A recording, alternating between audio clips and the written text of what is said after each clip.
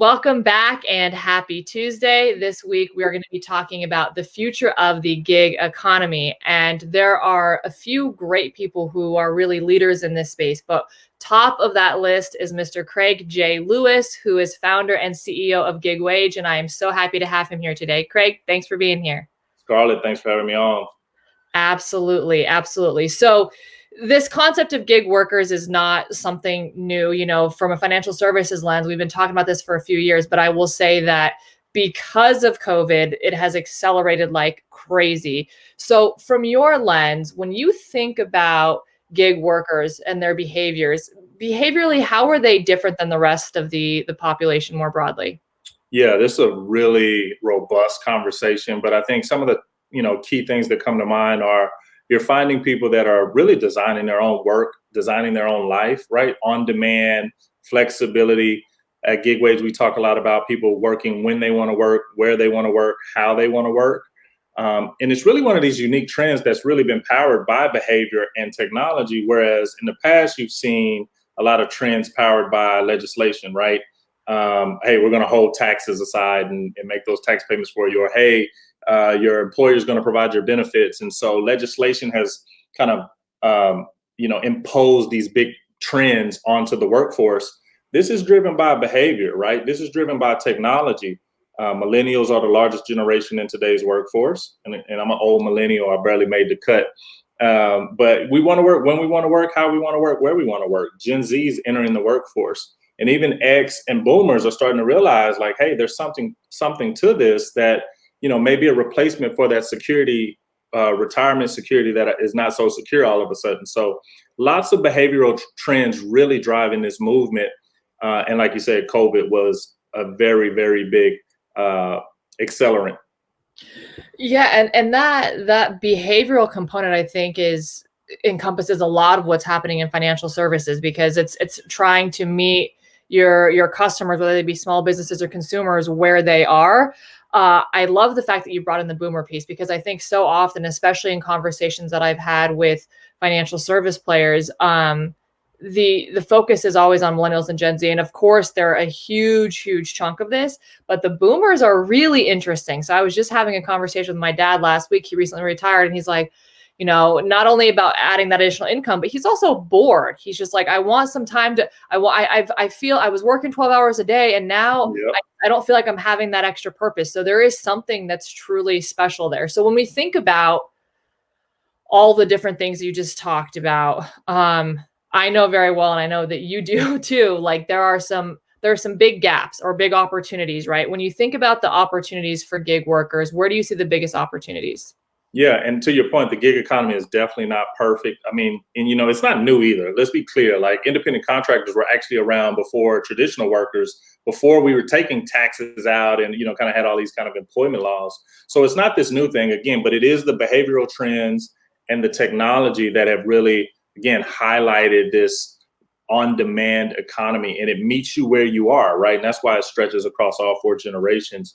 But obviously, we're seeing trends across drivers, transportation, and delivery. That COVID really put a spotlight on that, the need for those essential workers. But some of the more interesting places that may not be obvious, we're seeing a trend in retail, and so you're starting to see like a lot of retail workers take a more gig economy approach, replacing like seasonal and temp retail workers. People becoming more customer facing, and so that's a really interesting space. And then also healthcare. So teledocs, right? On-demand nurses, a lot of the mental health teleservices. So a lot of trends there too as well. And then as these people are working in this modern way, the trend is they want to be paid the same way, right? So if I can push a button and do work, I should be able to push a button and get paid. And so those are some of the kind of correlations between the work and the financial piece that we find very interesting.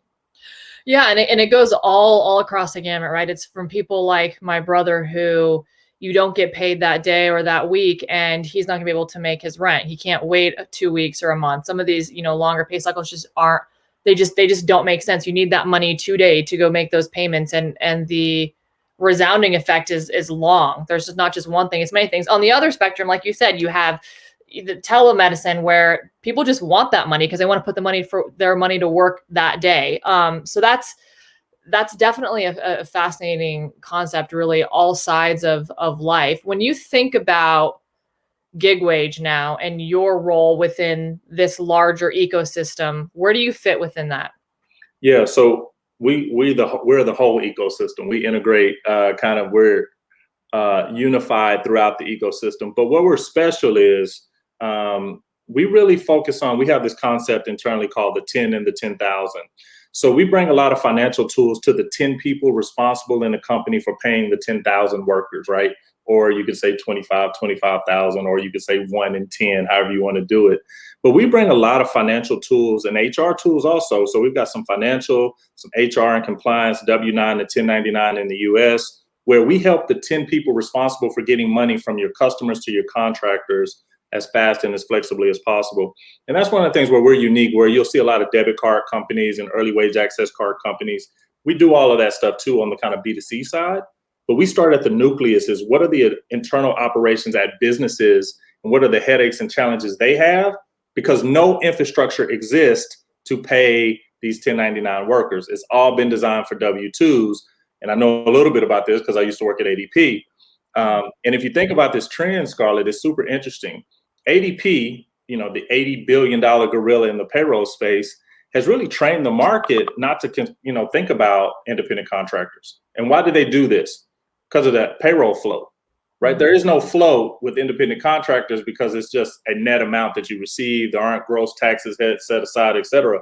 So there's a whole 100 years of companies that haven't given any attention to these workers, so they have no infrastructure to pay them in a modern way. Yeah, I'm happy to say that because I was going to say if anyone knows about payments, it's you with your decade of payments, getting people paid at ADP, and there's a lot of room for growth there. Absolutely. We could have this conversation for hours. Luckily, we get to continue this next in a few days, actually. So it's going to be really exciting for all of you. Thanks so much, Craig, for your time. I really appreciate it. We've got a lot more to go here. This is just the appetizer. The main meal is coming. Yes, indeed. And I'll see you at Money 2020 later this year. Yes, absolutely. Okay, well, thank you so much. For all of you, please read the full Q&A below. You'll get more about Craig's background, his time at ADP, how he's thinking about the space, and catch us on Wednesday, June 8th for the follow-up conversation for this, and definitely in October as well. All right, thank you so much, Craig. Thanks for having me.